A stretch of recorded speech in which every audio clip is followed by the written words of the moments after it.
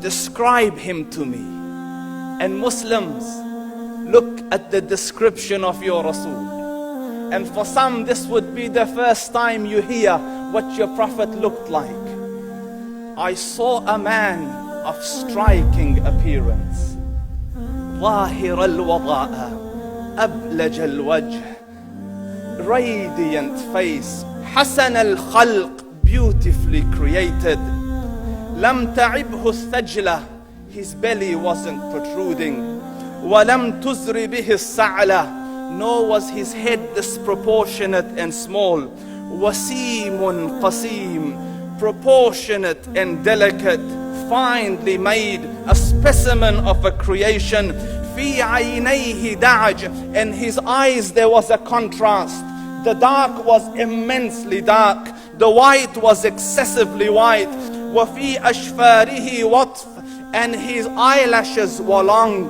وفي صوته صهل, and in his voice was a natural echo. وفي عنقه سطع, and his neck was elegantly long.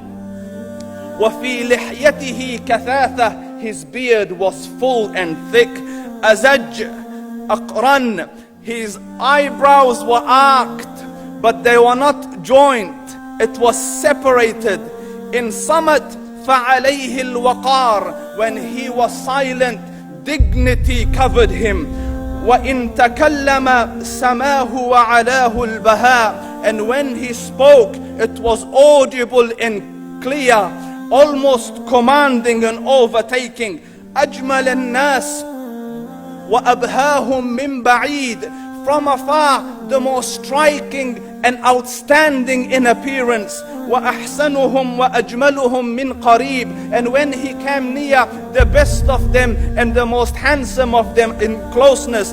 حلو المنطق, such an exalted and sweet level of logic. Like when he used to speak, it was so coherently logical, it was smooth and easy to understand.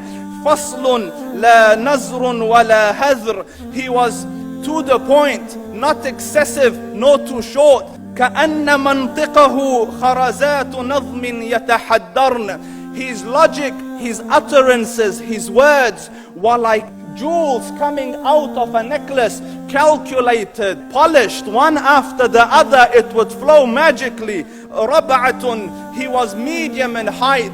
Your eye didn't have to strain to look up at him, nor was it tedious to look down at him. He was a comfortable sight to look at. له رفقاء يحفون به, he had friends, the people that were with him, they were working around him to try to serve and protect him.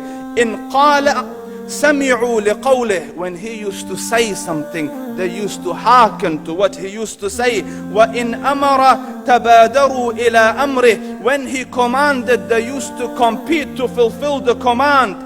This is Muhammad Rasulullah. This is Muhammad Rasulullah. Anas ibn Malik says, he says, I came out one night, it was the full moon night.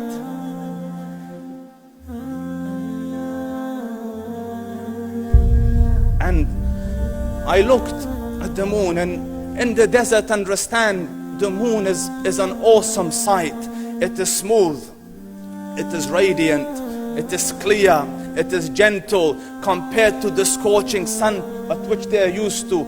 So the moon was the epitome of beauty. So he says, I came out at a full moon night and I looked at the moon and I saw it, beautiful, handsome. So I said, let me go see if the moon is more handsome or my Prophet is more handsome. Let me see if that is more beautiful or the Prophet is more beautiful. So I went and I saw him standing afar.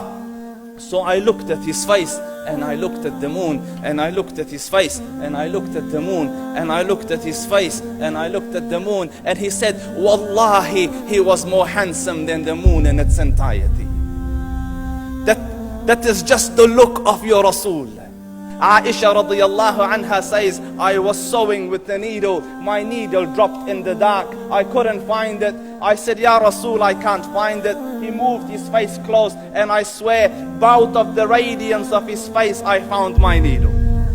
And the Prophet sallallahu alaihi wasallam was mind-bogglingly handsome, but his handsomeness was covered with waqar and jalal and hayba.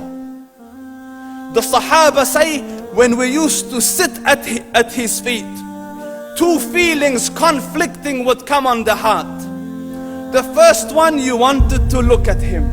You wanted to behold the majesty of his face. And when you wanted to look up, shyness used to overtake you, so you used to look down. Amr ibn al-As says, I sat with him many times, but if you ask me to describe his face, I can't describe it. I wouldn't be able to look up to him ijlalan wa ta'zeeman. I couldn't look up at him. And that is why he didn't have the problems that Yusuf alayhi salam had. Because it was difficult to penetrate the awe and the splendor of the Rasul.